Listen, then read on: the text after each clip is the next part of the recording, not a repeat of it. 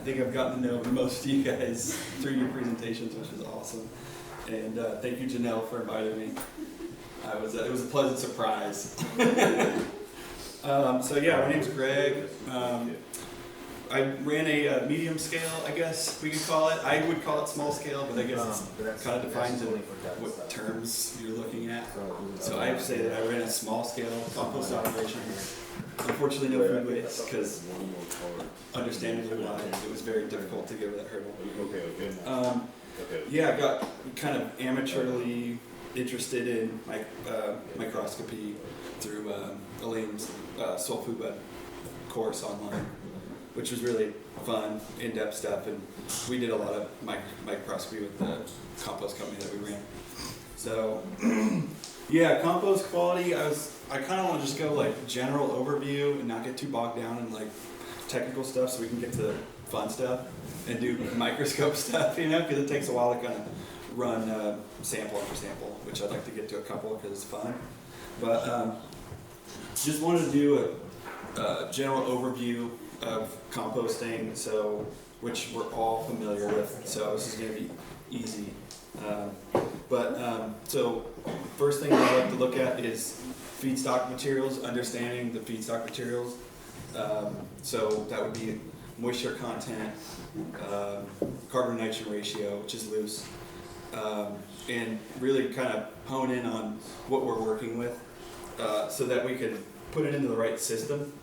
Because from what I found, it seems like you can have really high quality compost if you're putting the materials into the correct system and not allowing them to decay for too long before they get put into an actually composting system, whatever that may be, which is vermicast, static composting, which is like a Johnson Sioux style, thermophilic composting, where you're windrowing or making towers, blending the materials to get heat, which is what we did. It's very common. It's the most typical composting method, I would say, out there. Knowing your materials going in. So if you're getting, so there's a lot of discussion of food waste here. So I'll just kind of focus on that. Where food waste is high water content, as I'm sure you know, I saw it from the videos. For sure, it's like it comes in and it is nearly 70, 80, 100% water content, could be just fully saturated wet stuff. So some things that I like to look at when getting materials like that, because I have handled materials like that before, is having banks of carbonaceous materials, wood chips, biochar, things that you can like utilize to kind of put your feedstock materials in the queue and keep them stable before you can put them into the system. If you're doing a thermophilic, because I'm sure, how many people have had experience with thermophilic composting? AKA hot composting. Yeah. So you kind of, what you do, you do a lot of prep work and you get your materials all gathered up, you get your ratios as best you can. So, you know, while things are, you gotta gather materials, so it takes some time. So with food waste, using wood chip piles, something that can kind of stabilize that high nitrogen material and kind of pull some moisture out, seems like it bought some more time. Yeah. I will say that finished or semi-finished compost also makes an extremely good. Yeah, and you're inoculating. Very absorptive. Yeah, it's almost like a primer. Exactly. So you're like priming the materials in. Inoculating, Yeah. Exactly. Yeah, and so that's basically focusing on like thermophilic. So in a static pile, you know, you could have a bank of food waste materials and it's the same concept, except your ratios are going to be a little different. You're going to have probably more carbonaceous materials so that you don't get those big heat spikes. So when you know what's happening when we get those you know rapid heat spikes, I don't like if we're composting, we should be using a thermometer. It's very helpful. Because it's probably the best tool because it's really showing you, you know, what's happening in the pile. When you see those temperatures rise, that's like massive bacterial reproduction. And when you in that bacterial reproduction, you're getting microorganisms consuming gases, oxygen, utilizing them, pulling oxygen out of your mass of materials. and sending that potentially anaerobic or into anaerobic conditions. So when you're turning based off heat signatures, you're kind of riding a sine wave of anaerobic, aerobic, hot, cold. You're like following those temperatures, and that thermometer is really showing you if you're going into anaerobic territory. And so the reason why you want to focus on that is because when you move into anaerobic territory, you're going to start creating, basically things that compounds and pathogens, things that you really don't want in any growing situation, whether it's garden, field, orchard. Most of the time you're going to want to stay away from those. That's where you're going to be getting. Yes, man. Thank you. Yeah, this is a rad one. It's got a cage on it so you can get into the really woody piles because you're going to get hung up on woody materials. So super crucial tool to have. Yeah, and I added that coupler. And that just pops right off. It's a little sheet for it. It's nice. Right in my toolbox. Yeah. So there's like a lot of things going on. Moisture, carbon nitrogen ratio. So where I was at was basically when you're seeing those big spikes in temperature, you're getting like a lot of microorganisms consuming a lot of oxygen. So you're pushing the pile into an anaerobic state. So with this tool, you just monitor. It gives you feedback information, and then you can flip your pile, aerate your pile, whichever method you have to rotate a pile. That's your feedback information. Controlling for offensive odors is something I wanted to talk about because with food waste, that's kind of it's a big deal, and it is kind of what I've absorbed so far is this kind of battle from regulators and producers, and it's like they have their view and we have our view. Not to put myself on the side, but offensive odors are a real thing. It's a real consideration. So using tools like wood chips, biochar, you could kind of control odors with those a bit. So as well as flipping the compost at certain periods of time, and you'll start to get a rhythm once you understand your materials that you're working with. Over time, you'll start to really understand. If I can just interject real quick too, one tool that we deal with this a lot at our site because we have a lot of material. So one thing that we really keep track of too is weather patterns. Yeah. And where the winds are coming. Yeah. And knowing where our receptors are. So right. What we try to do is as little turning, as little disruption of the piles as we can when the wind is going towards our and you'll need to do that in your site plan if you get to that point. If you're running an operation where the county wants you to do a site plan, they're gonna have you do like a wind analysis or whatever, prevailing wind or whatever. Yeah.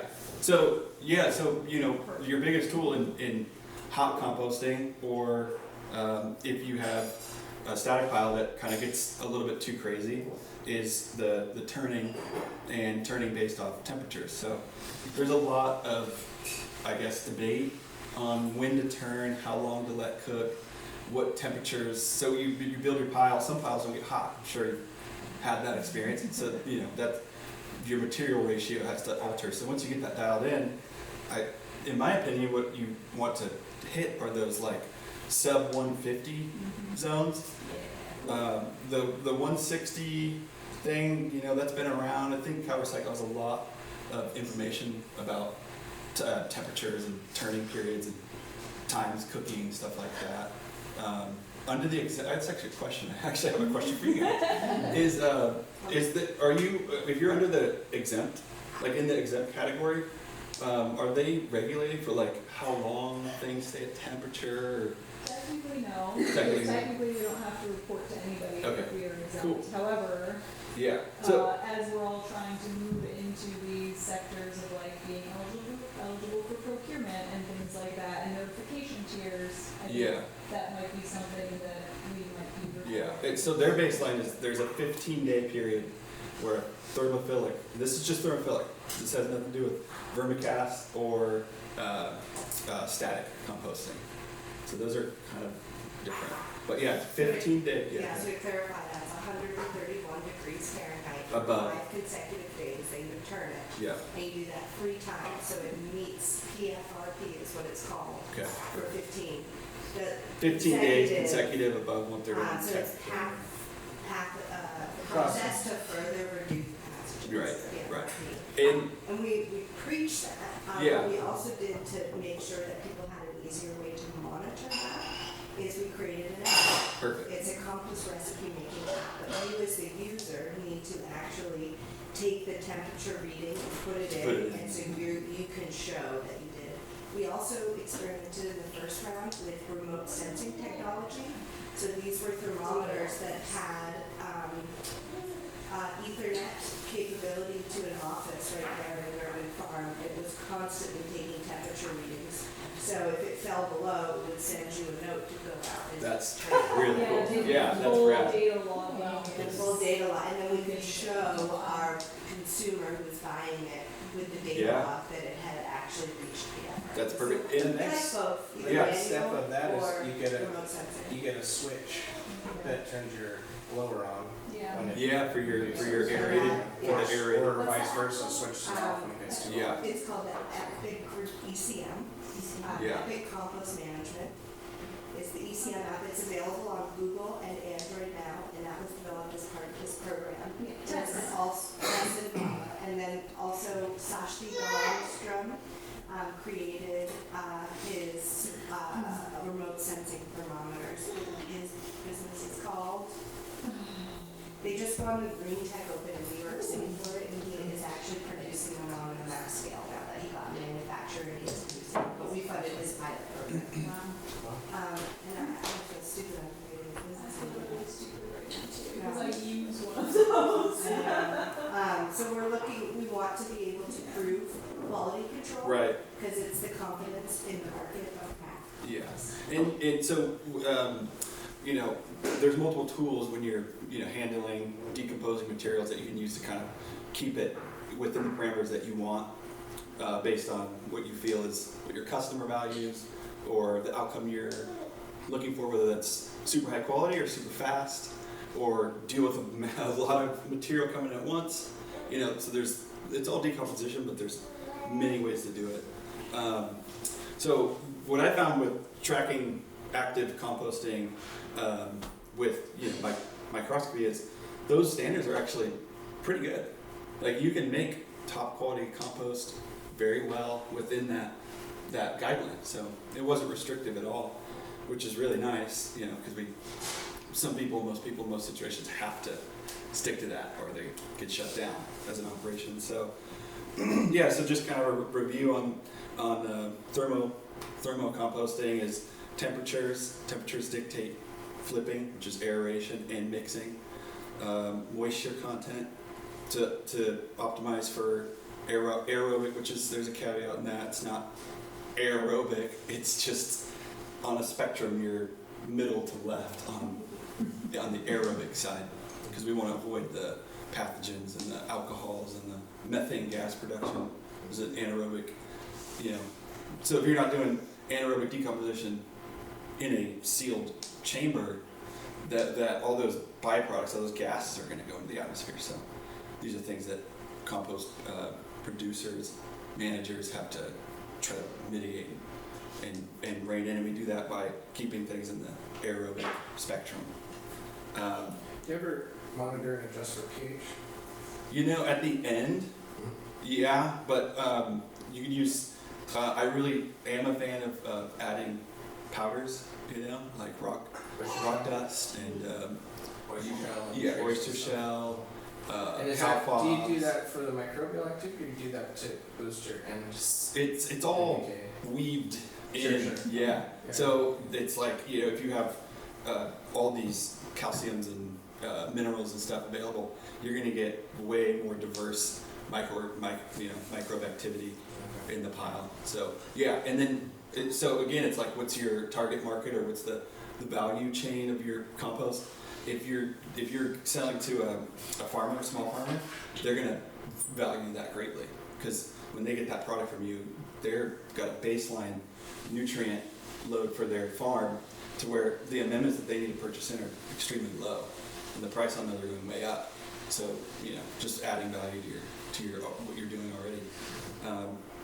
So yeah, that's kind of thermophilic composting, but I think we're done, because I think a lot of what we're going to be doing is vermicast or static, which I would say, my personal opinion when it comes to managing food waste is wormcast or vermicomposting. It seems like you can manage the influx of materials into the vermicomposting system and get rapid decomposition before you get any anaerobic environments happening in your compost piles. So, but there's other ways, focusing on, so in your situation, if you're getting foul smells or anything like that, you can mitigate that with biochar, with more carbonation materials. Use a lot of sawdust. Yeah, well, so sawdust, the particulate size of sawdust is so fine that your gas exchange in a large pile is going to be limited. Yeah, so you need something that's a little bit bigger, like this is perfect. Like wood chips. So this bucket is probably never going to go anaerobic, because it looks full, but the porosity in here is insane. So you're staying aerobic. You don't want to be super aerobic, and we had a kind of sidebar discussion where we're like, we need to stop before we get too distracted. But the forced air composting it's a great solution to a problem. But if we're talking about, because this talk is about compost quality, if we're talking about compost quality, there's a drawdown from like a idealistic, perfect compost, if there ever was one, and that's debatable. I think some facilities can utilize it very well, but where you get that draw up in one fixed location, there's a lot of oxidation that can happen, and blah blah blah. It just gets complicated. You lose quality potentially. I'm sure I would get debated on that fiercely. We stopped using wood chips because we found that we had to sift them out at the end because they don't break down at the same time. They don't. So whereas the sawdust is so fine that it breaks down on the same timeline. So what you're left with is this. Yeah, but I would. And then there's no sifting. I'd look at biochar. It's a really, really good product for that, because it'll bond up that nitrogen. So the bacteria, they're just munching on nitrogen. So a food scrap, like a pile of food scraps, is so high in nitrogen if you just broke it down to its component parts. So those bacteria are getting on it, and they're just going rapid, like they're going crazy, and then they're turning that food scrap anaerobic, and then the anaerobes are going crazy on it. So biochar is just so carbonaceous, and it has certain qualities, like charge qualities, to where they can kind of pull and bond nitrogen to it, tying it up. So biochar mixed with food is, I think, a great solution for odors and aeration. And, yeah. So, but Plus you Yeah. can make that. Yeah, So- I do. on a larger scale, like what I have, I mean, I would need, if I were to integrate biochar in that kind of way, I would probably need 20 to 30 yards a year Yeah. of it. Yeah. It's A lot not of cheap, ground. It's not cheap. No, you can produce it yourself. but not that much. Not that much. Not I know that it's another job I for would you have, to I do. would have to have a huge. So, but biochar with factory. you're doing vermicomposting, so you probably have It's both less. because I have, like, I was gonna mention, like, it's a good solution, but it's a very, it's the most space intensive Yeah. solution, Yeah, because it's you can't, like a static pile, I can make a 30-yard pile Yeah. and it'll set there, Yeah. but I can't feed, I have to feed No, you have to it out wedge. Yeah. at no thicker than 8 inches Right. or 10 inches at the most. Right. And even then, I can't completely cover everything. Exactly. So for me to be able to feed out 30 yards of food right away, I would need to have probably 3 acres of worms. Yeah. Exactly. Yeah. Exactly. It's just a sliding scale of like problem solution, problem solution, problem solution. And it's just like trying to figure out. So that's like, I had a note in there focusing on pre-planning a lot, knowing your volumes, which it looked like you did a really good job. like mapping your zones and stuff, you kind of probably got a really good idea of like the volume you're gonna get. So once you get a good idea of that volume, you can plan and like have all your materials ready, you know, because you're working with like a volatile product that could go bad, I essentially. wish we could say we planned it. Yeah, well, you know, sometimes you shoot from the hip and you Yeah, we target. reacted accordingly. Yeah, Well, yeah. there are a lot of options too, you know, the first place, when I first started this program, the first place that we composted, we had no water for composting. So we had just mountains of bone dry wood chips dropped off, Yeah. and we just buried all the food waste that we collected Oh, in these yeah. piles. And once it started raining, seasonally, Nice. we would open, because the wood chips were so dry, they literally just sucked the moisture out of the food waste, and they just sat there as like dry storage piles. And then once it started raining, we would open them up, let them get wet, and then start turning them into heat up. The bears didn't nail them? Nope. Yeah. There it's- were neighbors' trash cans they could get into Oh, instead. Well, and, so odors are When produced. it's dry, it doesn't stink. Right. Yeah. Odors are produced by anaerobic conditions. So Yeah. her putting those in the bone dry wood chip extracted the moisture content of her feedstock, leveling it out to a stable form. It's perfect. Now you have time. You just buy yourself tons of time. It's not perfect, obviously. You're probably gonna have vermin eventually that find it and stuff. But so yeah, I mean, compost quality, I guess, it could be very debated. I think arguably there's like 4 general types of compost that have been outlined. From people that I see that are not so into the technical aspects of compost, but more they're farmers. So they're like, I'm a farmer. I use compost. This is the compost I'm looking for. And they've kind of like boiled it down to like 4 types that they ask for. So you have like an inoculant grade compost, which is something like this Johnson C right here. It's just primo, over the top as far as most. It's done correctly, but time and time again, it's tested out really well. As far as like on the DNA test, the diversity of organisms is just unmatched, except by vermicompost, which is second. Which vermicompost I would say is a double. It's a nutritional compost and an inoculant, so it's kind of the best of both worlds. And then you have just like a bulk kind of green waste style compost, just a large volume compost, probably used by orchard growers, ranchers, people who just need to get soil organic matter on the field in the soil, which we saw the results of that. And that was probably a very cheap compost. It may even come from an industrial waste facility. I don't know. Do you know where the compost they sourced was? Yeah, it was from an industrial They're like facility. large scale? It was from Agriman. Okay. Is the And are they organic certified composter? It is organic certified. So yeah. they're probably good at what they do. I imagine they're probably pretty on top of their. Yeah, they're stuff. probably the best organic, large scale Yeah. industrial composter in California. One of the best, if not Yeah. the best. Yeah. So yeah, it's amazing what you can achieve even at an industrial level. So that's kind of like all the grassroots organizations are learning things, and there's a lot of information to share with the cooperative. Kind of think of like a cooperative information sharing with large scale for a greater goal. If that's just focusing on a greater goal. But yeah, so quality compost I think can be defined by just 4 categories, what your customer values, what they want, what they're looking for. But just to kind of hit some key points on what would make a quality compost. So just first and foremost, it'd be limiting pathogenic organisms, killing weed seeds.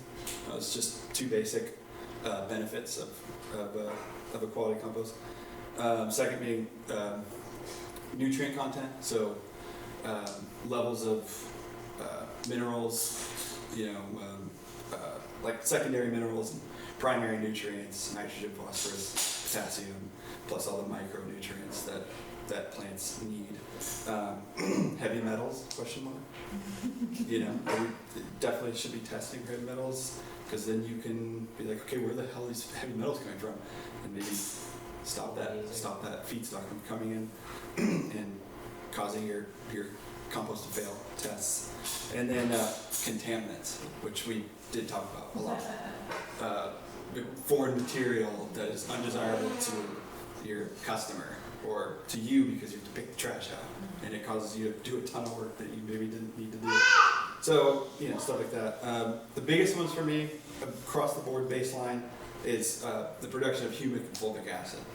I think that's the backbone of quality compost. So, when you're adding soil organic matter to a field, the thing that's like doing the thing, that's greening the grass, that's making the whole operation like work better, and you're getting those results that you saw in that picture. In my opinion, I think it's gonna come down to mainly humic and fulvic acid, because that's kind of the battery bank it's been described as of soil. It can hold nutrients and then disperse them when the plant needs it, not when it doesn't need it. So it takes a nutrient out when it doesn't need it. You're gonna proliferate pest problems, things like that. So humic acid is just a perfect substrate for soil. It is the foundation of soil. It's the backbone of soil. So compost is super high. Really responsible for binding soil together too. Yeah. So on a chemical level, it's the positive, negative charge of the nutrient. We have a saying to remember it. It's called Ohm for soul.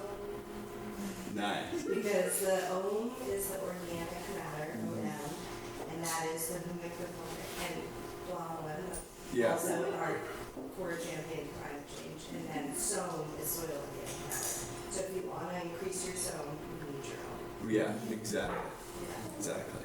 Yeah, and I mean cover cropping and then putting that back into the field, you're composting. Your farmers are composting. It's basically all they do is just compost. And then a crop comes out of it and they're like, oh cool, I can pay my bills. But really it's like the core of the job is just composting in the field, which is the smartest thing to do at scale. And then a big one is a final carbon to nitrogen ratio. All farmers across the board are going to look at that. It's a standard that should be debated maybe a bit more, but people are going to be focusing on that quite heavily because above, I believe it's 20, it doesn't even matter, but like 22, 25 to 1 part of carbon to nitrogen, and your material that you put into the garden or whatever will actually start to draw nitrogen away. Now, we could go into the weeds on that one. In my opinion, it's a good thing because we have way too much nitrogen in the soil and it's causing pest problems across the board. But people are going to be, there's value in getting your carbon nitrogen ratio, and that's just aging, decomposition over time. That ratio will narrow. No matter what, you could compost just wood chips, and over the course of a year of decomposition, if it's done well, you could have a final product that's within that carbon nitrogen realm that's acceptable by growers, farmers. Without adding any heat. Piles of wood chips will crank 160 for days. Yeah. Yeah. So that's another. It made me think of another point of pile volume plays a massive role. Yeah. Thermal mass. Yeah, exactly. And yeah, a pile of wood chips with the right moisture content that's very large can just hold 160, 180 I've seen for a long time. It's where you get fires. Yeah, exactly. There's big stacks of sawdust on Samoa. Yeah. I mean, 30 feet high stacks of sawdust, and they catch fire. Yeah. But one of the reasons they do that is because they're not keeping them aerobic, and anaerobic byproducts are an accelerant. Yeah. Yeah. It produces so it's not alcohol. just the fermentation. heat; it's the alcohol Yeah. that's produced, Sure. so it's highly Yeah. flammable at lower At low temperatures. temperatures. Because wood does not combust at 180 degrees. So yeah, those types of compounds are extremely volatile at super low temperatures. Like you say, so it's actually they just spontaneously combust. It doesn't need a spark. It's kind of amazing to think about that. It is. It's incredible. Like really, how does the fire go? Yeah. Oxygen either. Yeah. Well. Because they draw some, but they just have everything they need, so that pile can just smolder. Yeah. Forever. Yeah. You know? Yeah. So a lot of times they don't notice it until it's like too late. Yeah. Yeah. It's already spread through the whole pile. Yeah. Those are really dangerous. And then the final thing you can do if you're a compost producer selling is just the whole gamut of testing. So you have your baseline testing that maybe is required, but then there's other testing you can do selectively to add value to your to your customers. It's something you can post on your website.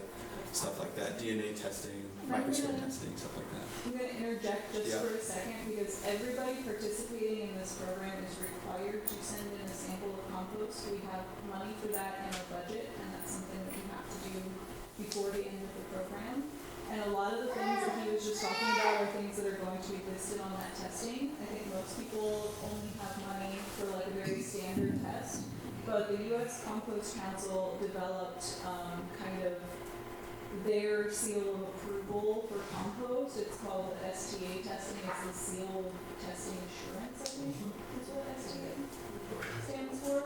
And so that's the type of testing that we'll be sending in samples to the lab for. The base package covers pretty much all the things that he just mentioned. It'll give you your C to N ratio.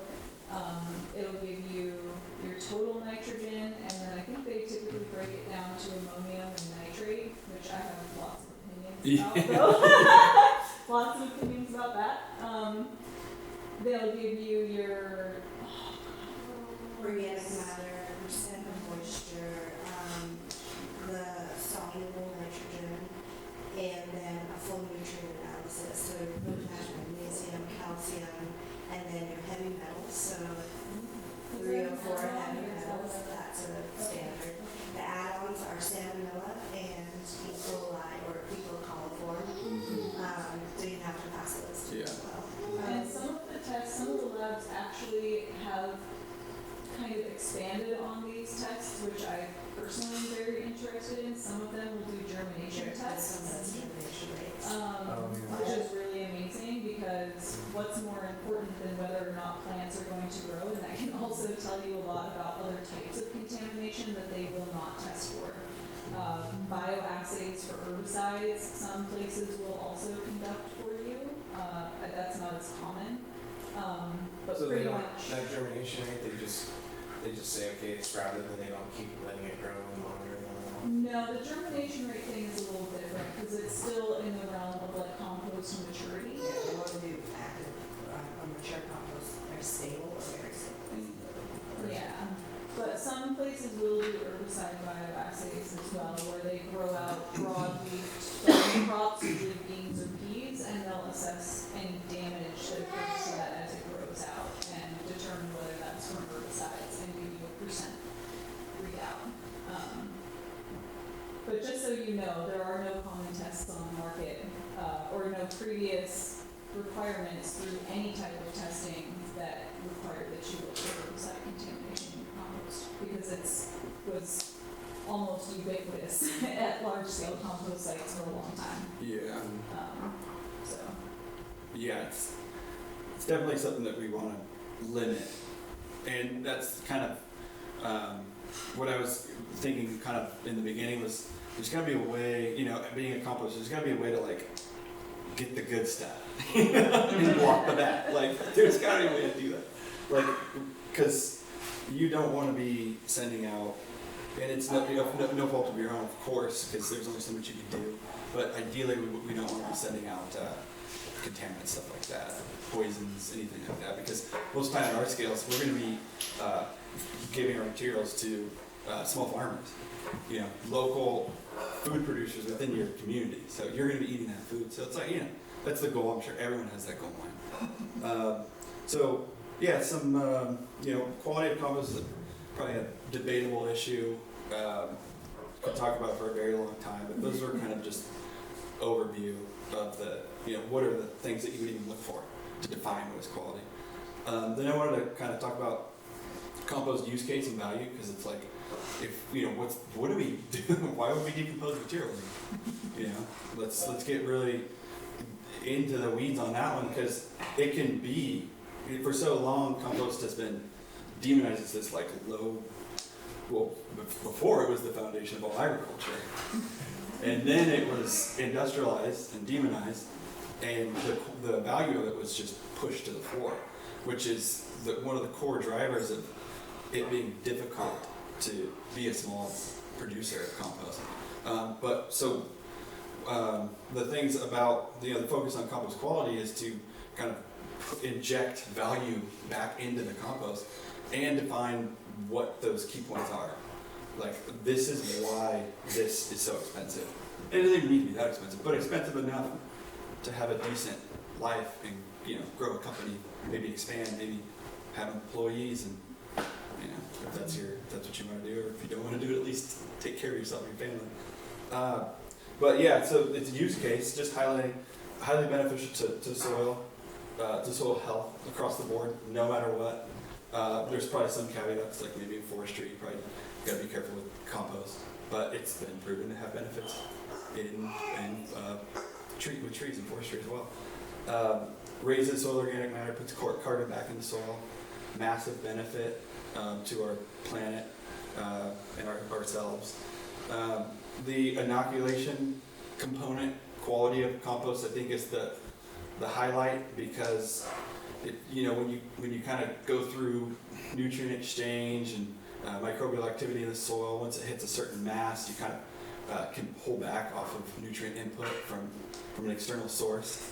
So we're talking about not needing to fertilize our fields or our crops nearly as much, because the microorganisms in the soil are unlocking nutrients that are already there. So you're basically handing loads of value back to the farmer, where they didn't have to spend, you know, depending on your size, thousands to millions on fertilizer, keeping the wealth in the community. So that's a big one. That's why, you know, in the business that I was running with my partners, that was our primary focus, was just inoculation grade, and just like put it into use and let's see what's happening. And there's some crazy things, especially David Johnson and his wife, I can't remember her name, but they work together quite tightly on their research, and they've shown just crazy results with just, I mean, we're talking like, he's doing like, it's the craziest dilution of compost to acre that you could ever imagine. And they're doing like direct to seed drip into a no-till drill, if you're familiar with the no-till drill. So you're putting inoculation right where it needs to be at the time it needs to be there. And with just that, they cut out all fertilizer costs. Their bushel per acre went up. So it's just wild results from just the beginnings of this research. So the inoculation component of compost, that's why there's so much emphasis that I put on that, because the value that the people who are going to be consuming the product get out of it is just endless. It's just an endless stream of value. So, what was their cost basis on that? Was it higher or lower than their normal inputs? I mean, probably lower. For David Johnson's research, it was just astronomically lower. After year like 3, year 1 it was the same. Year 2 they pulled back. Year 3 they pulled back. And the less nitrogen they're putting on the fields, the better results when you had an inoculation present. When you're talking about inoculation, you mean getting this into a liquid form where you can put it through your irrigation piping right at the root, at the point where the plant needs It's a it. super efficient way to do it. Yeah, and you could spread it on the field if you could produce enough yourself. I think the particulate matter not to clog the irrigation. That's a regenerative farmer's nightmare. But I mean, there's ways to do it. Filtering, you have to pre-filter, and there's definitely So ways you to do don't it. need And you don't need particulate very matter, much. you need all of it in the liquid available form. Yeah, that's the most economical way to deliver the product to the field in every case, if you're a small farmer or big ag. So getting to the microscopy part of this, Yeah.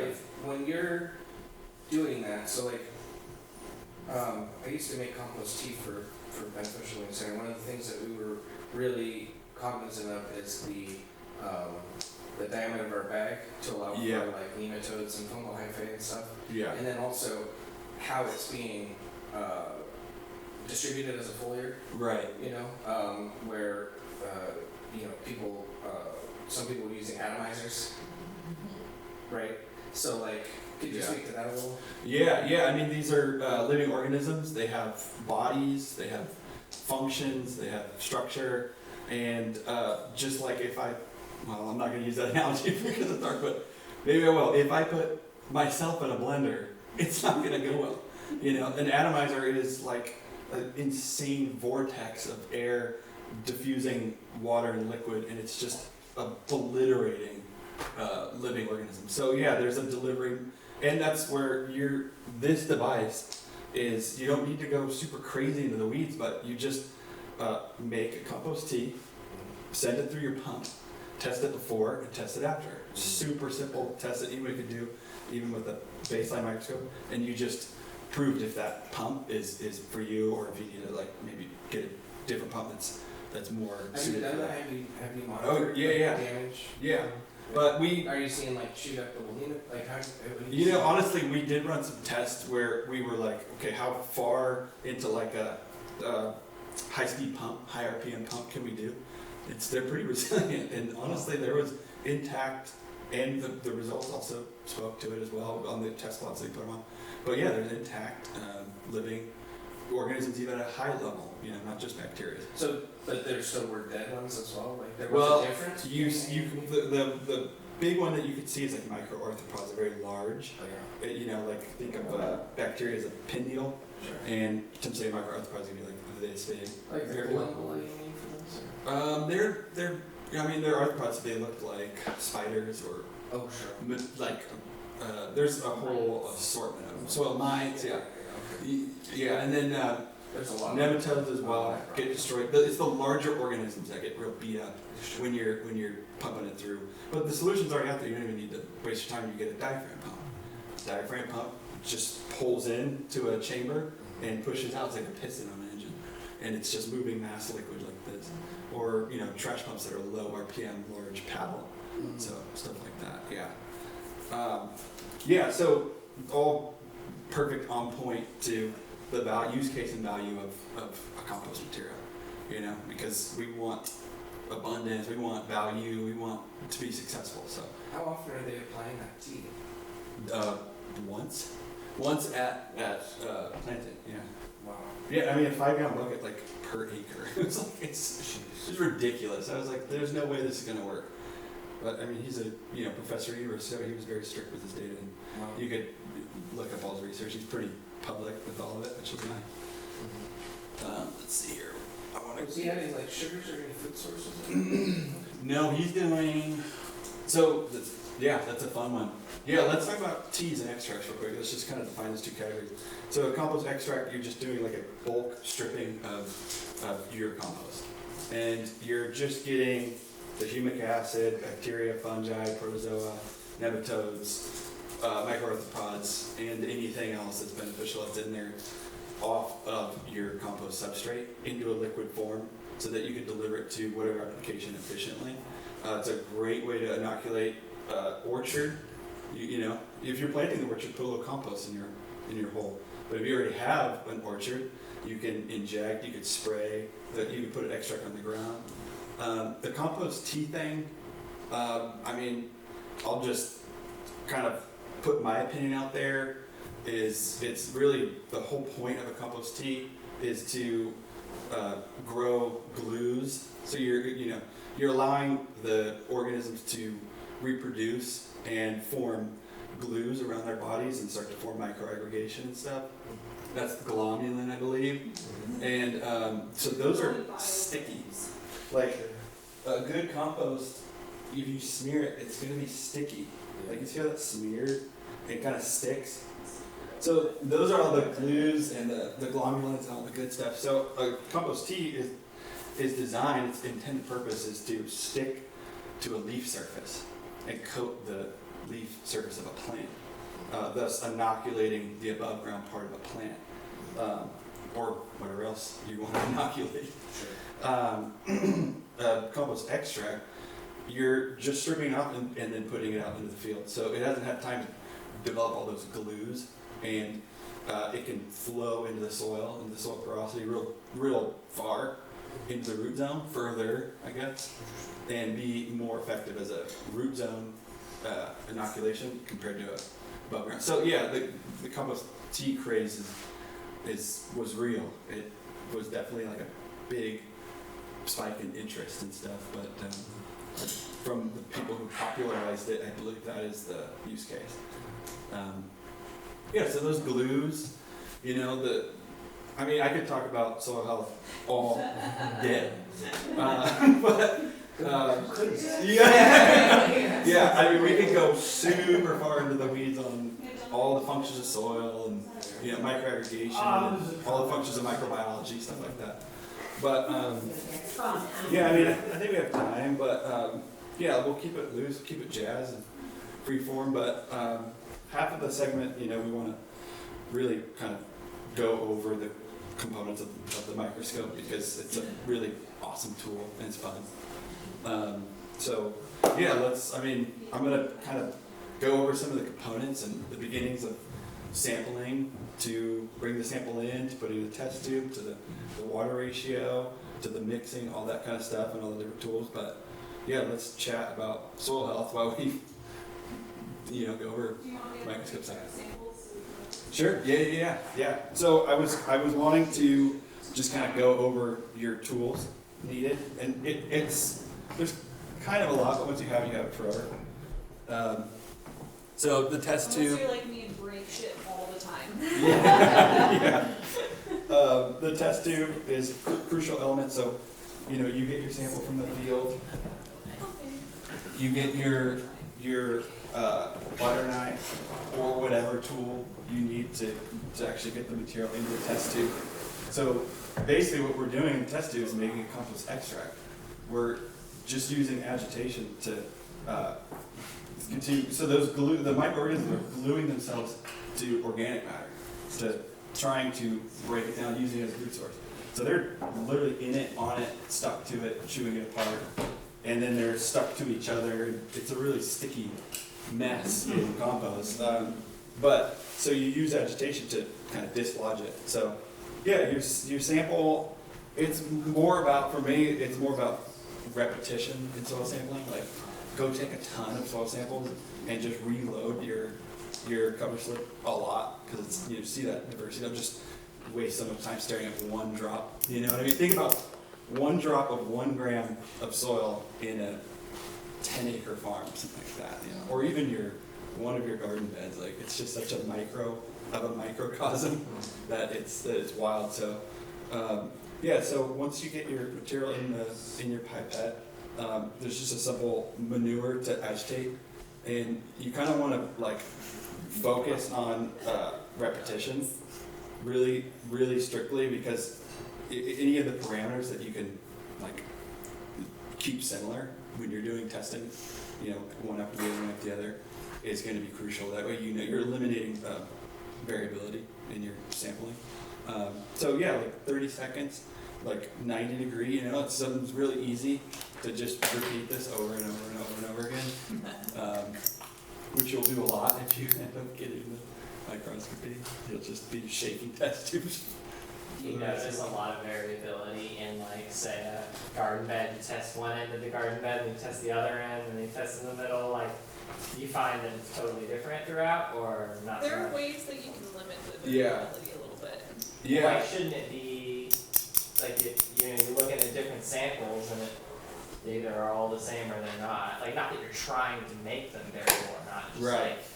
What do you find is the trend? Yeah, so it's a tool, and it's a avenue for your curiosity. So you can just start with the driveway and then move in a gradient through the lawn into your perennial beds, and just see what's going on.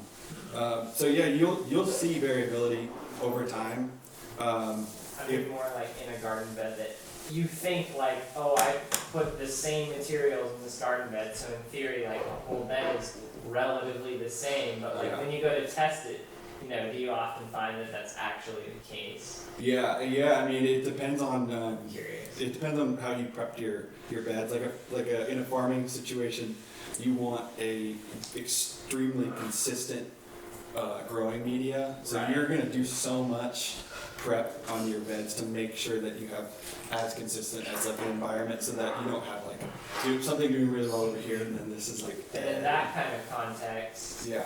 So you will find the samples vary wildly still, or not generally. Because you're achieving your goal essentially. Yeah. I mean, you'll start to notice variability, but it's what's the parameters of variability is kind of what you're looking at. Uh-huh. So you're stark differences, things that are like, whoa, that was way different than this sample that I took over here.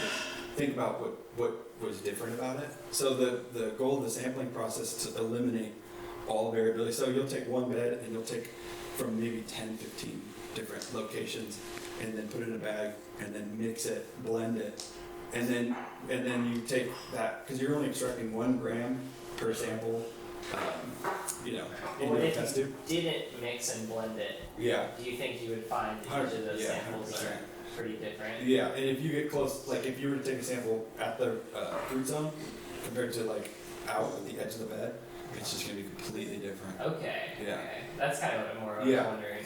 Yeah, and that, you could predict that just knowing, root exudates, feeding microbiology and making it, it's the sole driver of micro production in soils. Okay. So something fun we can do too, because of this agitation that we're causing in these samples right now, a lot of things are going to be like, I'm not gonna be active after you just shook the crap out of me. Yeah. So something, I actually think I learned this from Keisha, Mhm. but you can prep your slide and then put it in a little container full of water, just so it's in like a humid environment, and let your slide sit overnight and then look at it the next day, and a lot of things will kind of wake Chill up. out.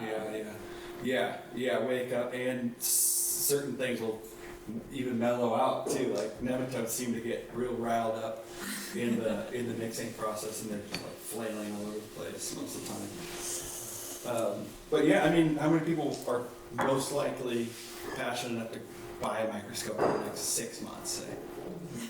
Who don't already have one? Okay, good. So yeah. But it's not very powerful. Yeah, because it is a commitment. They're slightly expensive. That model right there, I think I would point people to as far as just super quality workhorse microscope. That one seems to be, for the price, really, really good.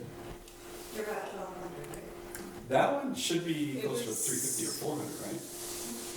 That One? that was over $2 grand. Oh, that one's over $2,000. Okay. Yeah. They LW does have a They have a cheaper one. yeah, they have like a base model. And I think it's the same structure, but it's just as good. He was going out of business, so when she I mean, I did get one. Yeah, that one was brand new and is portable. It comes with a battery pack so that it can be in the field. Are you including the price of the camera with that? Yes, Um, which is like almost half the cost of a microscope. So Well, I decided just to put this as a thought, in everyone's head here, we would love to start local biochemistry labs, Oh yeah. where folks can bring and do much more germination testing and also the biological activity, how alive your compost is. Yeah. And all we need is a person or an organization to host and keep the microscope safe for us. And that is considered a local biochemistry lab, right? You can bring it out, you can host it once a day, once a month, have people come and be able to test it and offer a free service to the community. But we'll buy microscopes and do that in all Nice. 7 regions. Yeah, If we have a dedicated person. So Yeah, that's the actually how they community purchased bias. this microscope, and we've been using it for community microscope days in Paradise. We ran a whole series of events where the Parks Department offered up a room at one of their facilities, and we just flyered in the community, and people essentially just brought samples of whatever they wanted to look at, and they brought it in, and we put it up on the screen, we talked about it. Cool. Oh, here we go. This is a really good talking point right here. So this was vermicast, and it's just kind of like a live example of what you could consider something that's more on the scale of like a nutrient compost, something that's like very soluble. There's some quality of the vermicompost that's very soluble, so they process it a long time. So I don't know if you can see back there, but you see how this was shaken up. They were approximately at the same time. I think it was shaken up first, and it sat longer, but you can kind of see the difference of. So basically, what you're looking at is soluble humics and other soluble organic matter or whatever, very fine particulate that's suspended in the liquid. So those things, those are humics, those are nitrogen, those are minerals. That's like soluble, ready to go. You put that on the plant, it's going to be uptaken. Is this the Johnson Sioux? Yeah. Yeah, this one probably has a lot more fungal diversity. So this is very typical of a standard thermo or static compost. That separation that you see. Yeah, and there's still good humics suspended in there, really good humics in that solution. So yeah, it's just, you can see the difference. It's right, you know. When you're saying humics, are you saying HUMIX or HUMUS? It would be HUMIC. Oh, okay. Humics. Okay, I hear the word Humic like acid. humus, like soil humus. Yeah. That's what you meant. Yeah, So there's hu- like That's a humic different word then. substances, so aren't there, it's like the end product of decomposition are these carbon skeletons essentially, and that's what like makes up the humic substances. And there's a couple of them, right? Yeah. There's humic acid, which is like the main It's a very one specific that everyone talks chain about. of carbon. You're talking about like humics, like the plural of Yeah. acid. Okay. Yeah, because there's The humic general acid world and there's like two other substances. Yeah, I mean, Okay. so it, But humus Just to in get the an idea of what soil. we're talking about. Yeah, like we could just kind of stratify it. The humus in the soil is kind of maybe just a general overview of just the carbon, the soil organic matter, the carbon element of the soil. Humic acid is, the soluble component of humus, and then fulvic acid is also, they're kind of parallel. They have different molecular structures or whatever. They have different uptake and properties, how they interact with minerals and stuff, nutrients and soil. And once the so that it takes a long time for a humic acid to develop, and it's, I believe, I could be wrong, I need to brush up on my stuff, but it's the decomposition of microbiology again and again and again. So it makes humus. It makes humic acid. Oh, humic It's acid. a byproduct of, so the fungus and bacteria as well, I believe, produce humic acid. It's a byproduct of their decomposition of soil organic matter and other soil organisms.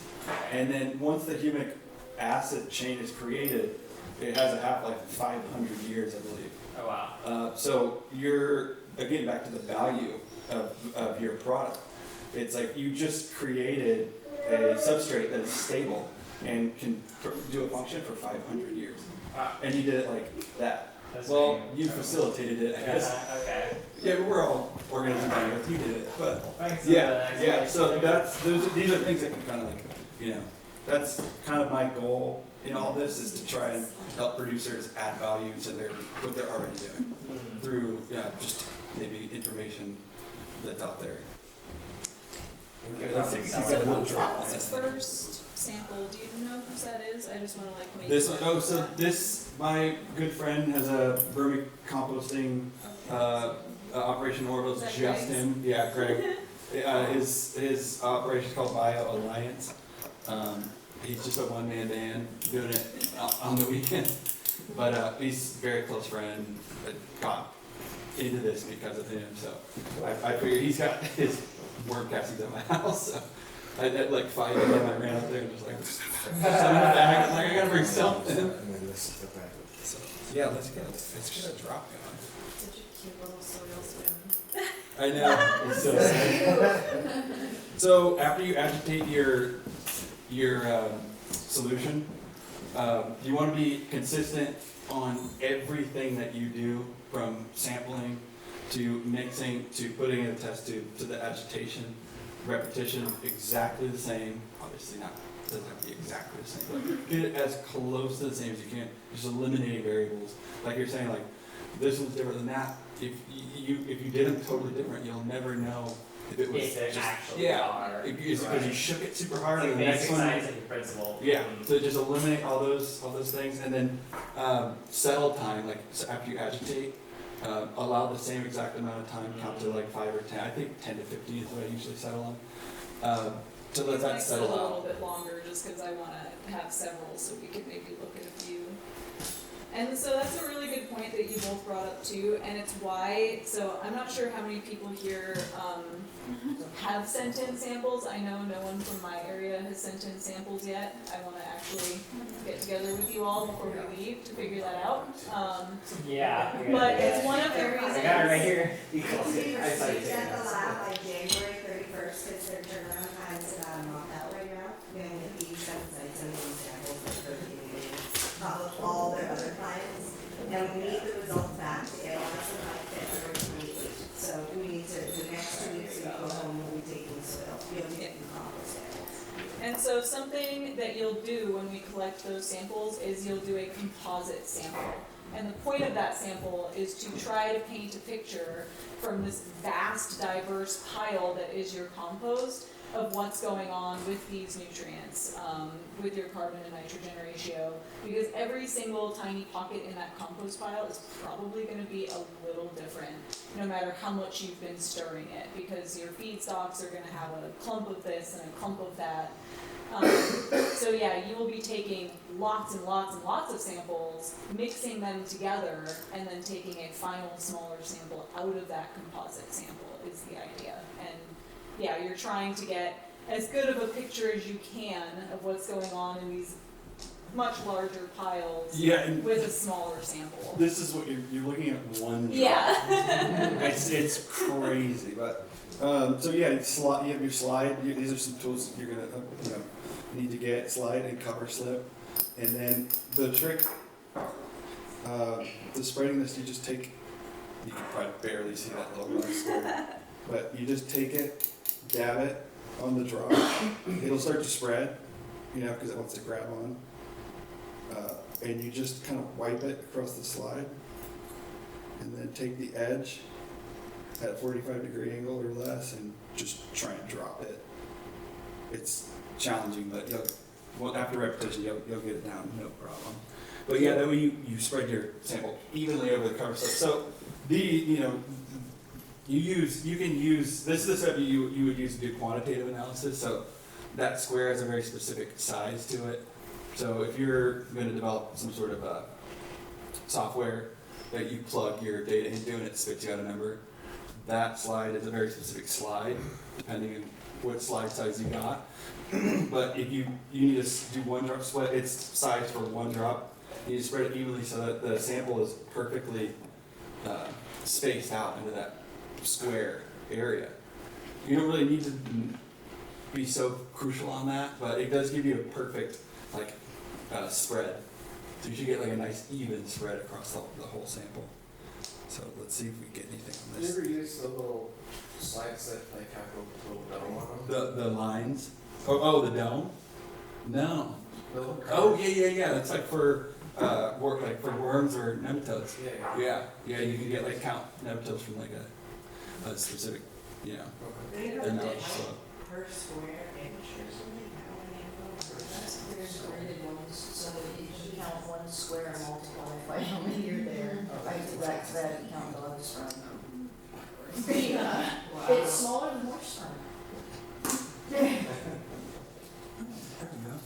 Okay. Oh, cool. See, We do there's have the good. graininess, but it's got really great resolution though, so I mean. Yeah, this is very nice. Okay, cool. So these are very common organisms right here. These egg-shaped things, they're called testate amoeba. So they basically form a shell out of, I believe, silica, and within them is the amoeba. And they'll basically just poke their head out whenever they feel like it and grab the bacteria of their choice in their environment. So these very small dots, you can even see down to the smallest little dot. Those are bacteria, and I'm on 10. So this is where you'd be looking for larger organisms like nematodes, microarthropods. You always want to start high, zoom in so that you can dial in your focus, or else you could just be scrambled and lost in where your focus is if you start low. Why does it look like they're all hitting down? So when I dropped the slide, I created some sort of a movement. So this slide is going to be moving around slowly until it settles out. into a, It's just inertia, it's not them moving. So the jostling. So there's multiple things going on. There's a lot going on here. You see this thing flying around? moving. That's a flagellate, most likely. There's some stuff moving. That's a flagellate, most likely. They have flagella, or I'm actually surprised we're not seeing more anaerobic protozoa or anything like that. But yeah, these fast movers right here are flagella, most likely. Yeah, they have like weird arms that they use to like twirl themselves through the soil, which is just insane. These critters eat bacteria. So bacteria and fungi are primary decomposers. This is crucial for composters. Primary decomposers, they start the process of organic decomposition, but you're not going to start building like good humus or good carbon content until these higher level predators start to eat the primary decomposers.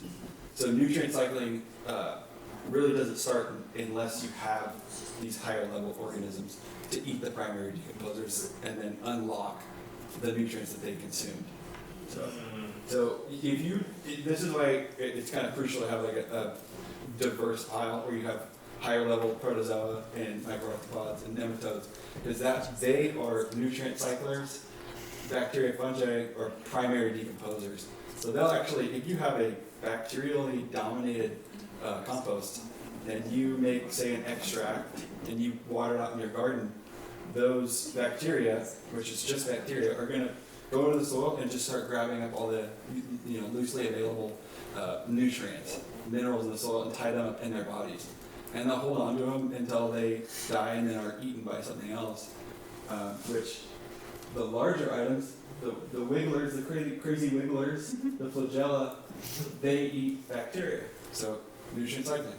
Now what they excrete is plant available nutrients. So that's kind of the whole purpose of a soil food web. Which, Can you identify the difference between the good bacteria and a bad bacteria on the slide? No. No. Technically, if anybody tells you that, they're either very good at what they do and have been doing it they should have a PhD before their name. If someone can say that, I would maybe trust them, but I would never try to tell you that. Even as if I studied as hard as I could, there's just so much variability in bacterial structure. You can see, and I don't know if our bokashi people are here, you can see the difference between cocci and lactobacillus. And bacillus and cocci, cocci are circular and round, and bacillus are long, like a rod, which I think bacillus means rod, I'm not sure. But, so yeah, they're not anaerobes, I think they're facultative. Bacillus?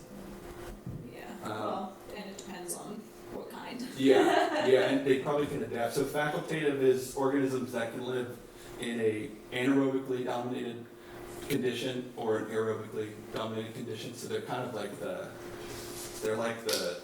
undercover cops of the soil. They're just everywhere. They're like the agents in the Matrix. They're just everywhere. They can be everywhere. They can exist everywhere. Would we get? Nice. You know what? No matter how many times I do this kind of presentation, like that is always the reaction. The first time a nematode comes on here. That's a nematode. That's a nematode. Dragon. Wow. It must feel big in that world. Oh yeah, it is. Probably a bacterial feeder.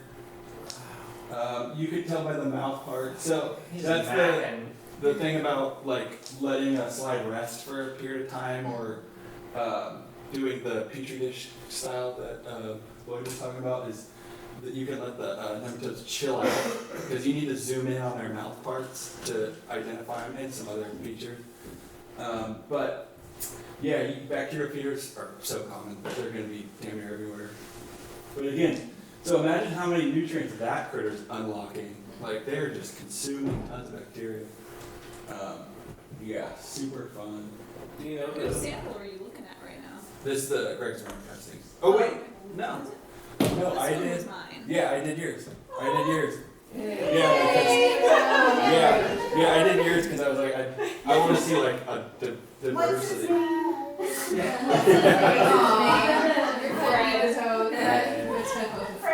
So, just so you know about the sample, this is Johnson 2 bioreactor compost. That's, I think, a little less than a year old actually.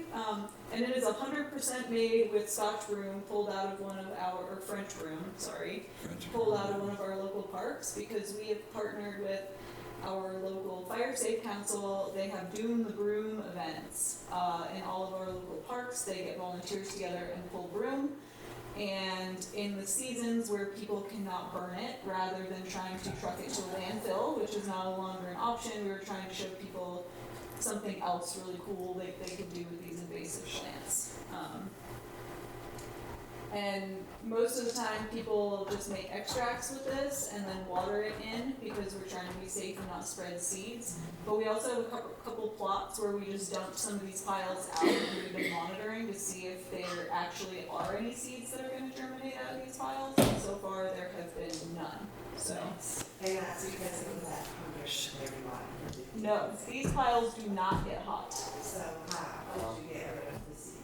I don't know. They just, it is like, The seeds have to be scarified by fire. That's why it spreads so prolifically after fires. oh, right.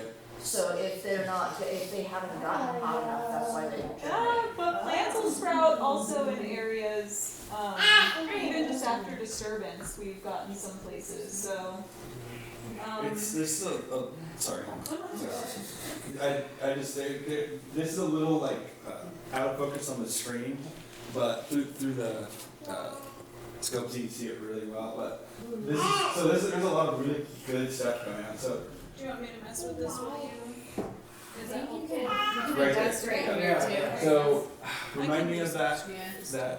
part of the fungus. Septa. Septa, yeah. So the tube-like width of this object right here, it being perfectly not parallel, but distance across the whole, length of the tube. And this septa right here defines this as a chunk of fungus or a strand of fungi. So that's an identifying factor of this right here. So it's good. And then, not surprised to find that at all in this static pile. So again, the heat signature that you're seeing in a pile is bacterial reproduction. Fungus, I don't think produce heat when they grow or reproduce. I don't think they produce heat at all. So in a static situation, that's why you get more fungal diversity, because you have this long period of time in an environment with fresh organic matter to chew on. And the fungus just goes crazy and starts decomposing. So if you're looking for a high fungal dominant extract or compost to apply, static is typically going to be a very good option. And then right here is perfect case of microaggregation. So it's the beginnings of soil particulates being glued together by the glues produced by bacteria and fungus. And they're going to start building themselves homes and hotels, lodges, very nice structures, well built. And then bacteria will start to form microaggregates, and then fungi will start to form mesoaggregates, and then roots, I believe, with the introduction of roots, then you start to get aggregation, like soil aggregation that you could see in like any soil sample. You see like a round-ish kind of soft particle, and that's the result of this compounding over and over and over again. So when we showed the sample, what we did, we broke all those aggregates up in pieces, destroying the structure, which you have to do to do a sample.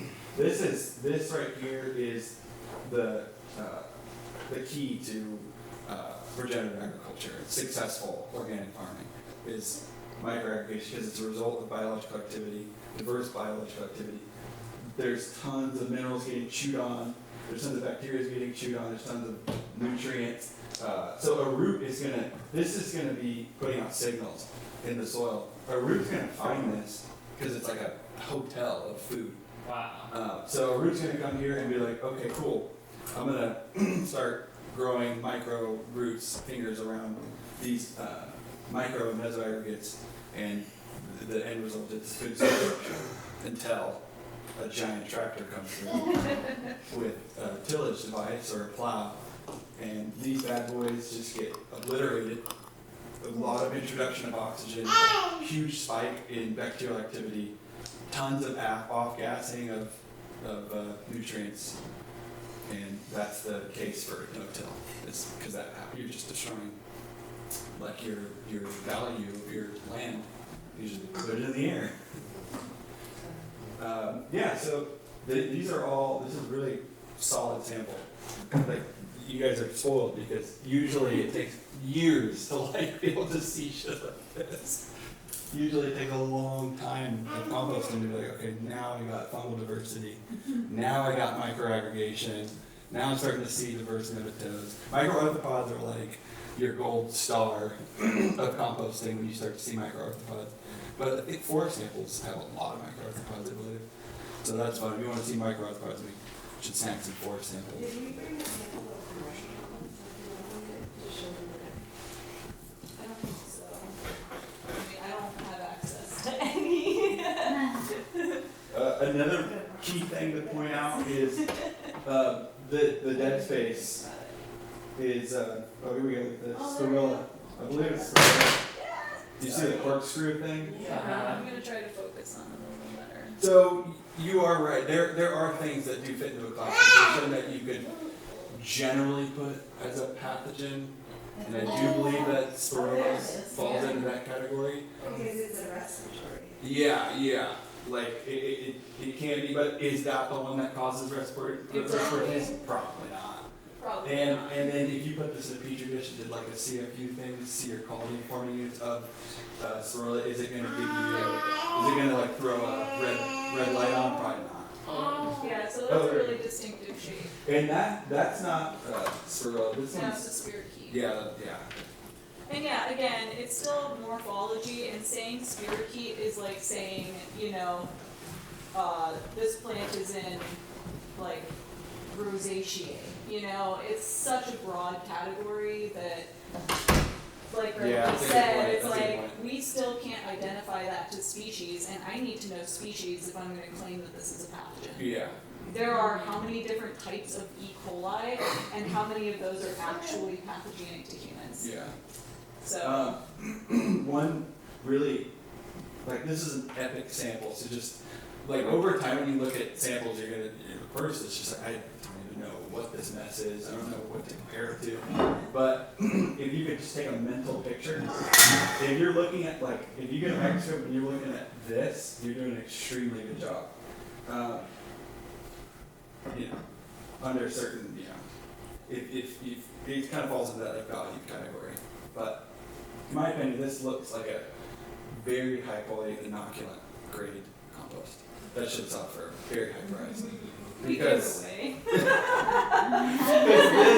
that 5 gallons could successfully treat potentially an acre of land. Wow. And give a farmer loads of profit back in their pocket. So really, being in the compost world and compost business, I kind of wanted to restructure, because we were more focused towards agriculture and the work that we did, but a kind of not dollar per yard value, but a percentage of result. So partner with the farm, and when you show results, there's a percentage that you agree upon. So what does that define the value of your compost if it's very effective? But anyways, so this dead space in here, where you're seeing little to no activity, indicates that the bacterial, the bacterial content has stabilized. So this, you could not know what the sample was if you're a very experienced person looking at microscope samples, and you could sit here and just think for a little bit and be like, I bet you this is a static pile, just based on the amount of bacteria per square, let's just say square inch. This is sparse.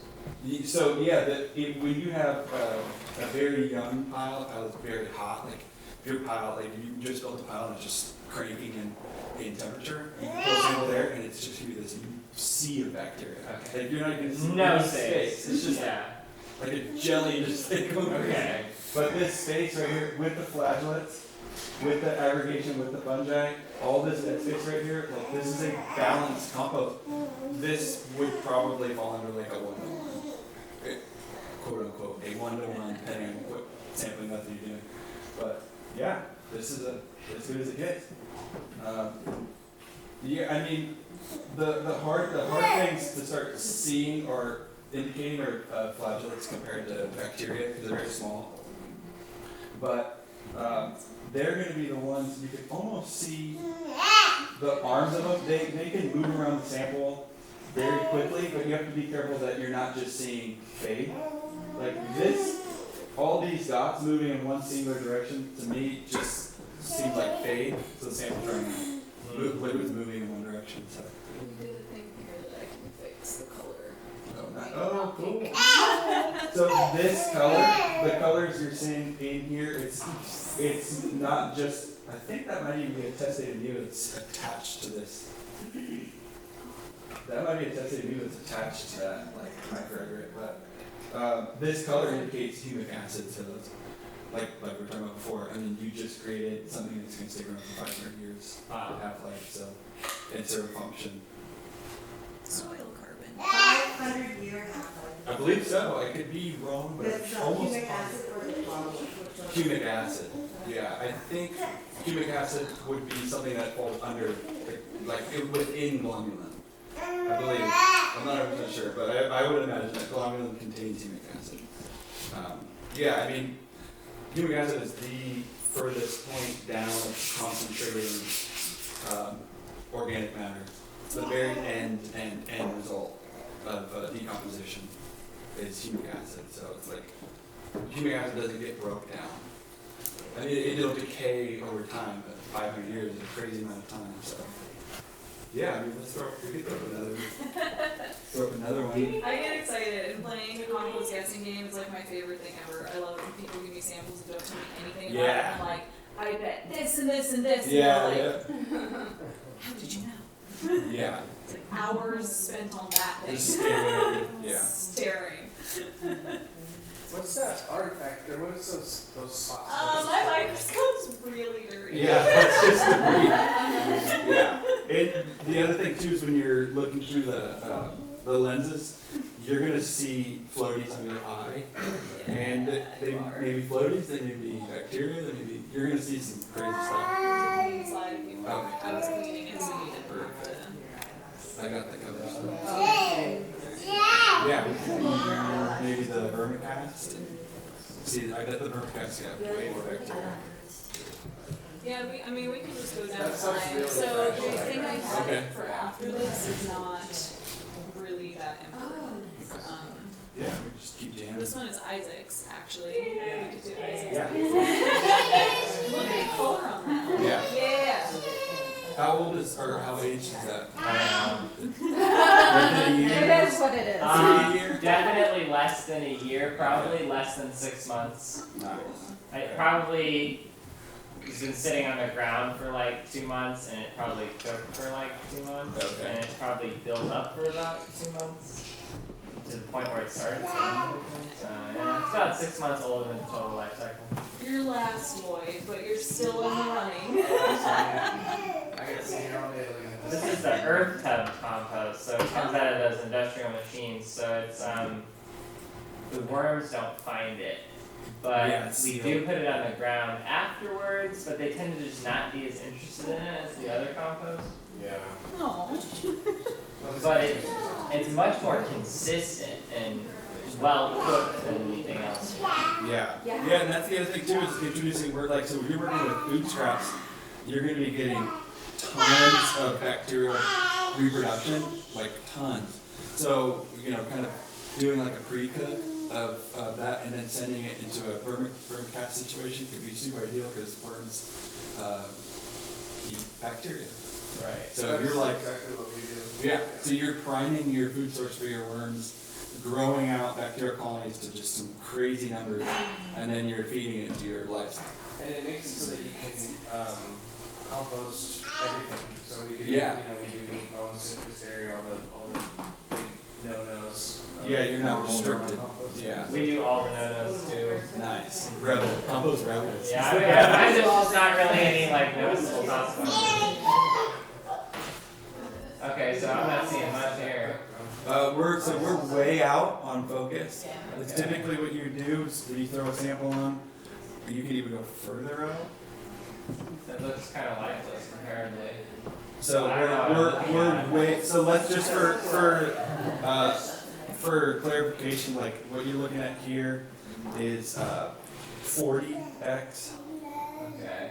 Let me get a focus on it. So. Exactly. So yeah, so that's 40x. You're basically what you're seeing is plant matter. So you gotta kind of like remember where you're at on magnification. Okay. So those dark patches are gonna be organic matter, Okay. like just, shredded into very micro pieces, Okay. but still ready to be digested. And so that's 40x. This is 100x. Can you focus?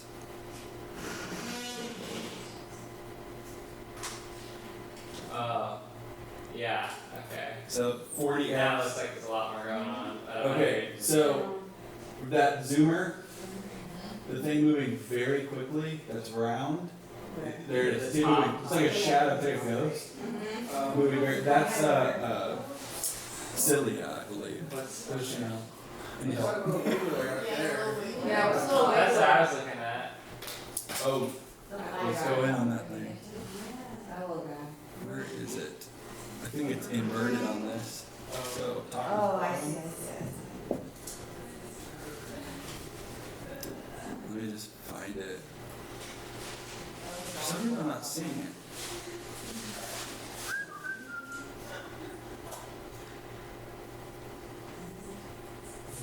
I am not seeing it. Where'd it go? Oh, it's still there. It's in the top right corner. Yeah, oh, Is he in your bottom left I'm then? inverted. Yeah, that's what I was saying. Okay, so that was 100x, now we're going to 400x. 400. Oh, wow.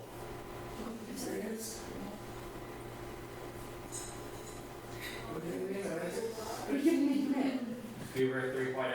Dang it. I'm struggling to get focus.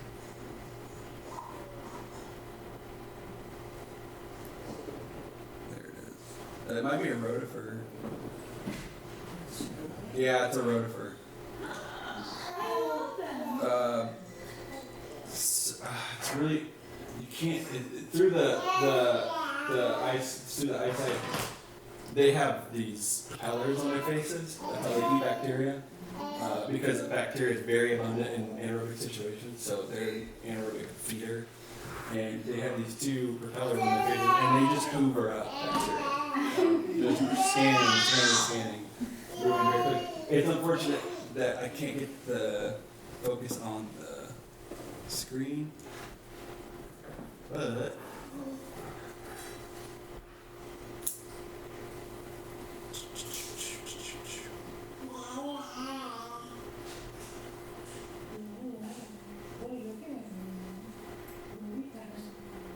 I know it's a little frustrating because also the snippet of what he is seeing through the eyepieces, it's you're different. only seeing a tiny fraction of that on the camera screen. So it can be harder to hone in on something that he's seeing in his field of view because they are wildly different. Yeah. It's the fun balance of the cameras. Where's this crazy guy going? It's unbelievable to see that. Yeah. The color, was there a light up or down, or is that the shadow? What's that? Yeah. So this type of microscope is has an iris diaphragm. So you have a light that shines up through the bottom of your slide, but then it's got this little kind of lens-shaped device over the light, and when you move that, it changes the angle of the light to cast a shadow. Because if you shine the light straight through a sample of water with a bunch of microbes in it, those microbes have the same refractive index as water, which means you're not going to see anything. It's just going to be a clear screen because there's no pigment to most of them. So by changing the angle of the light, protozoa in there. it's going to create That's a good these thing. shadows, Yeah, which they're is definitely how I'm a zero we about visualize this. these organisms. But that's good to hear. Yeah, they're chomping on all the bacteria. So a And there's a shadowy good amount white of the flagellants, which are the compound good ones. microscope. Okay. Quote unquote good ones. Yeah, right. It's what we have. And then those like plumpies, are those some of what you were talking about? The I'm you gonna- said were important for regenerative agriculture. So these, I'm guessing it's plant matter. Okay, yeah, that makes sense. There's just a slight, so it's starting, yeah. So the aggregation is starting around the plant matter. It's like condensing. There's a higher level of activity kind of around the plant matter because it's the food source. Okay. Yeah. Sure, they're moving. Down in the right corner there. So when you say 100x, we're talking about 100x in the naked human eye. Yeah, I believe so. Yeah, this is 400. 400. Yeah, Yeah. because the eyepieces themselves are 10x, and the objectives are 4, 10, and 40. Okay. So the full magnification is the eyepieces times the At objective. 10 times 400. Do you have Very, very yeah, small. oil mercury? Yes, however, Look at that thing moving you super have to use fast. special Wow. Yeah, those are the. What's going on here? I didn't see it. It was a Yeah. Well, I was just seeing the whole Consumers. screen move. Oh, I didn't even see whatever you were talking about. Elaine Ego calls them race car drivers. It's like they just cook across the screen. So they're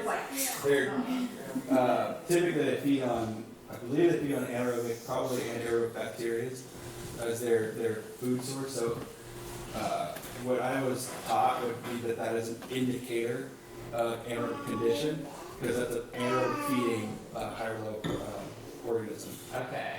But I like the balance. I think there's benefit in a facultative kind of center ground, not strictly aerobic. That's why I'm not a huge fan of the forced air composting systems.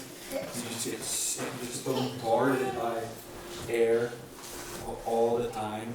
So because different organisms have different things that they eat, different things they break down, different things that they exude.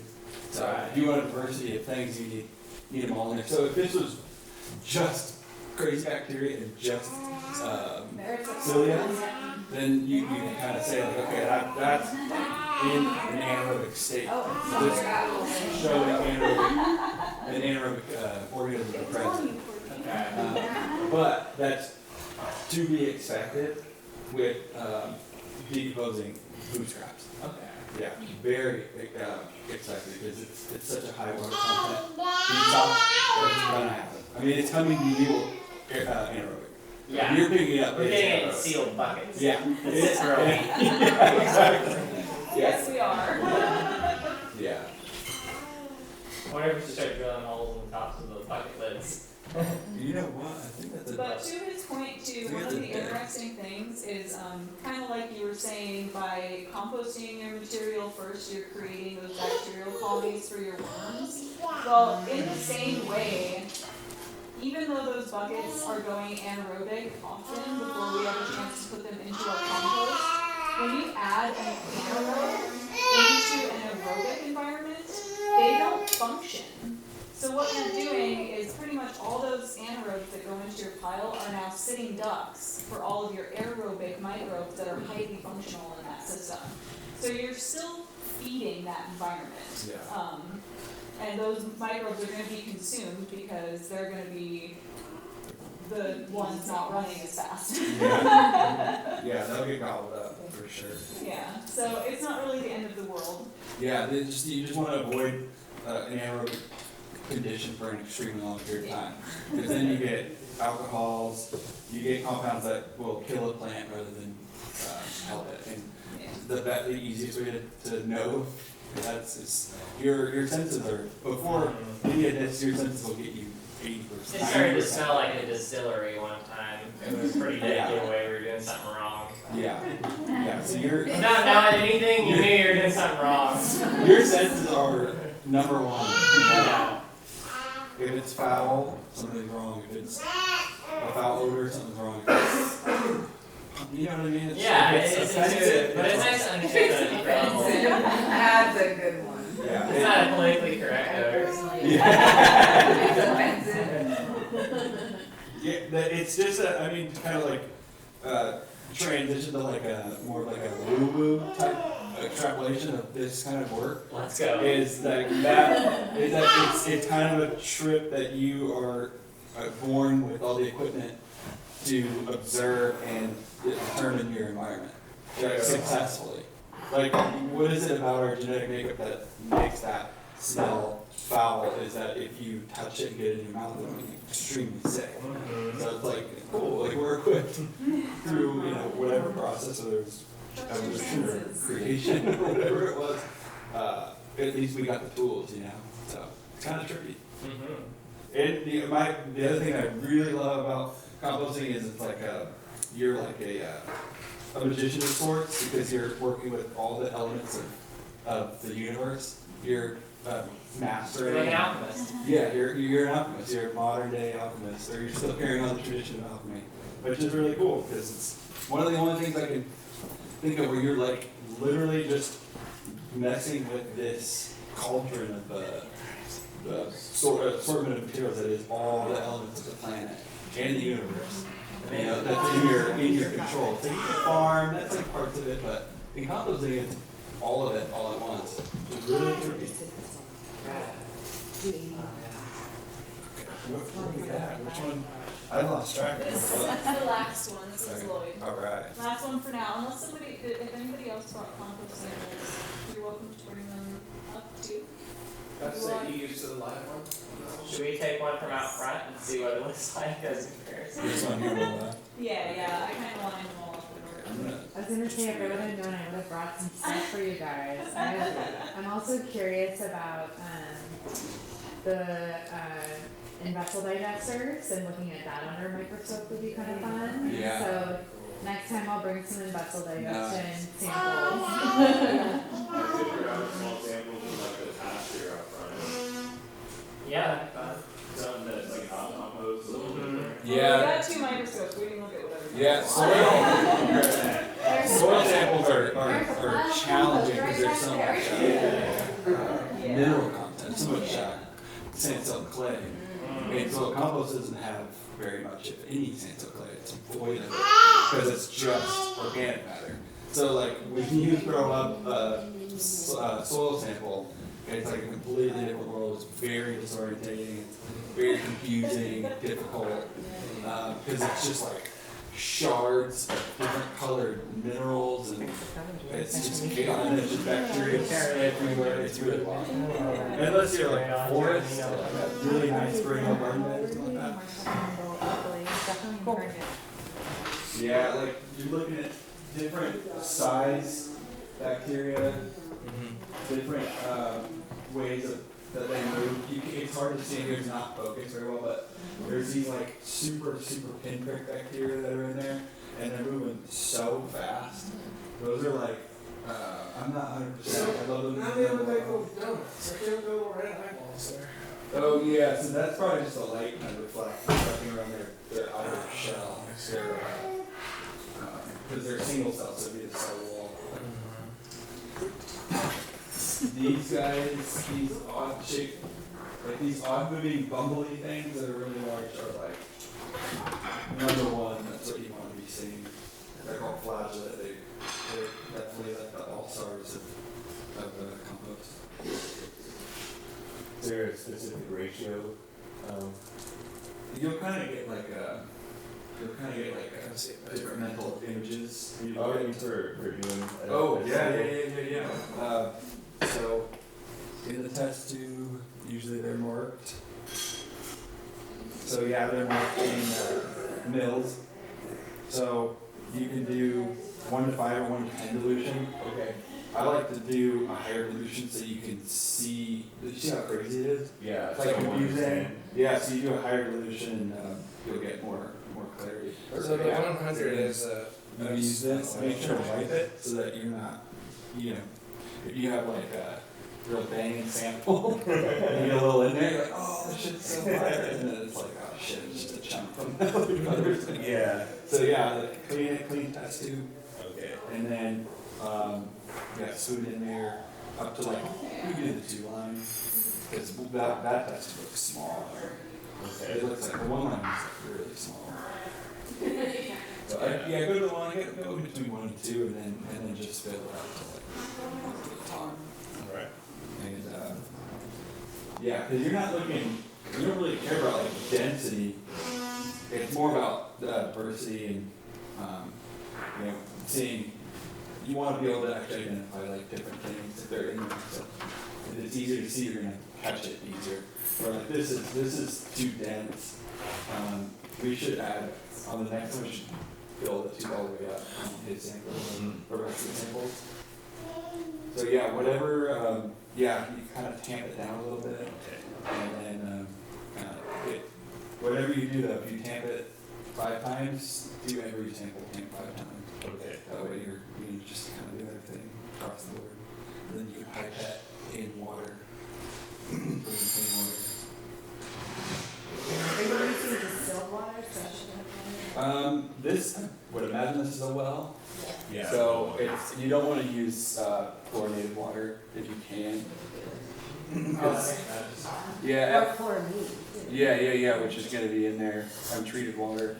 So treated water, municipal water is utility, from a utility company. What about from like a Berkeley or something that's Yeah, that's going to filter all that stuff out.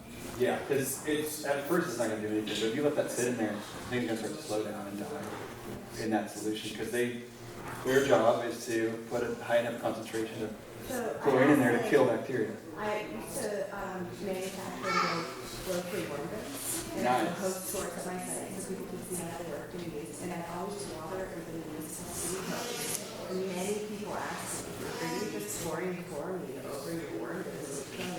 Honestly, it never hurt my worms at all. Yeah, It was fine. it's just good, good practice. If you can't, you got to do what you got to do. Like, what was I supposed to have done? Had buckets of filtered water on hand. Well, water to so, filtered water. You can get inline carbon filtration. They sell for RVs. That's just activated carbon in a canister. Do like 10,000 gallons. Hose through it, and you could just hold it and water it, or you could put it up the spigot and water it. And then if you don't have that, if you're in a pinch, you can just send the water through a bucket full of charcoal. Biochar would be ideal, and drill holes in the bottom, whatever, and then just go like a double boiler, some sort. Otherwise, again, same thing. But then you have a bucket. So it's kind of like, what's your situation? Doesn't aerate? It won't. I don't think it'll pick up the chloramine, but it will outgas the chlorine over a certain period of time. But it does take some time.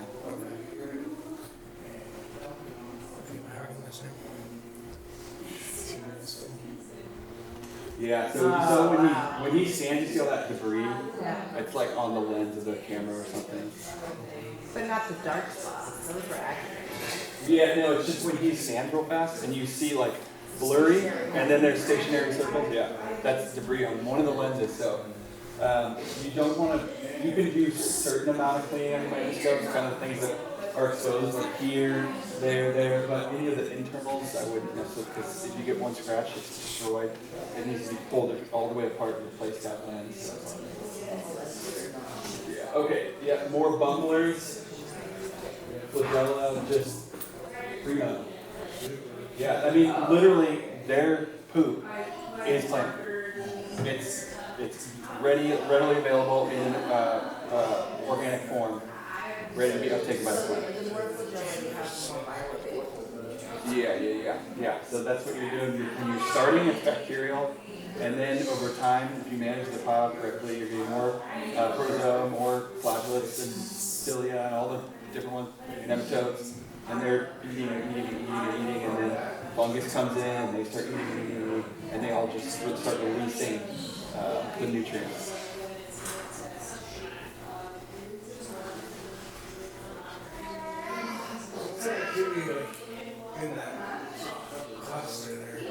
the crazy thing? What's that thing moving through the dark time? Yeah, that's. Can you roll it out a little bit? The focus? It's like a pot. Yeah, so there's a giant flatlet. You can, okay, yeah, right there. You can tell by its bumbling motion because its appendages are two appendages, so it creates like a chaotic kind of bumbling motion. Whereas, so the sister of the flagellate, which is a male female flagellate, is this cilia, and they have little appendages all around their entire body structure, and they use those as like little arms to swim, and they just fly. So about the same size, a little bigger, and they just fly. But they prefer anaerobic bacteria. Kind of indicator. Yeah, that's a giant one. That thing's probably just chomping down. Yeah. So that shadow's moving fast. That's a cilia. There's the only thing that moves that fast at that size is a cilia.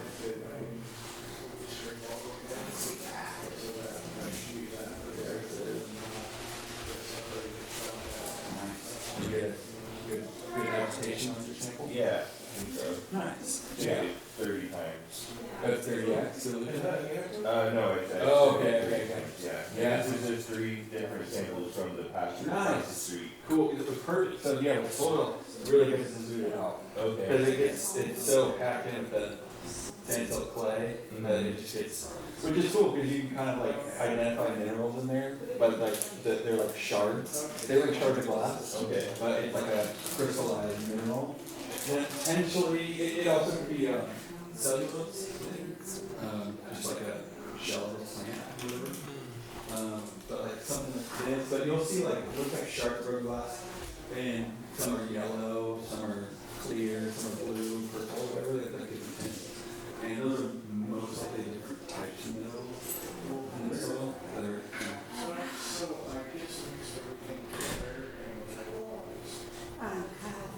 We're saying samples from soil, not soil. Yeah, it's just 3 different samples from the pasture across the street. Right there. Yeah. Cool. Yeah. Is that why it doesn't have much humic acid in it? It doesn't look Probably. yeah, Yeah. things are probably gets wild. No. That's just this. Oh, okay. They have one. No. You don't necessarily have to either. Just I think it would be interesting. yeah. Do you know how aged this material is? Very fresh. Oh, it's very fresh. Super fresh. Yeah, this is like. So I pulled it from. Well, okay, so let me see. It's probably I fed it out probably 2 weeks ago. It's like 2 weeks. Here, I'll just. Yeah. Were you gonna say it's old, Greg, or something? Or Well, it's just like something to take note of how aged it is, and then you can see like where your bacteria or where your like levels start to change, at what point, what time they start to change. So you could be like monitoring, and then be like, okay, it's ready. Like all indicators say it's ready, including the biology says it's ready too. Yeah. Yeah, we'll get a test tube roll. I think we need to do. Oh, we got one left. And then we need to do a rinse and reset. Yeah. Oh,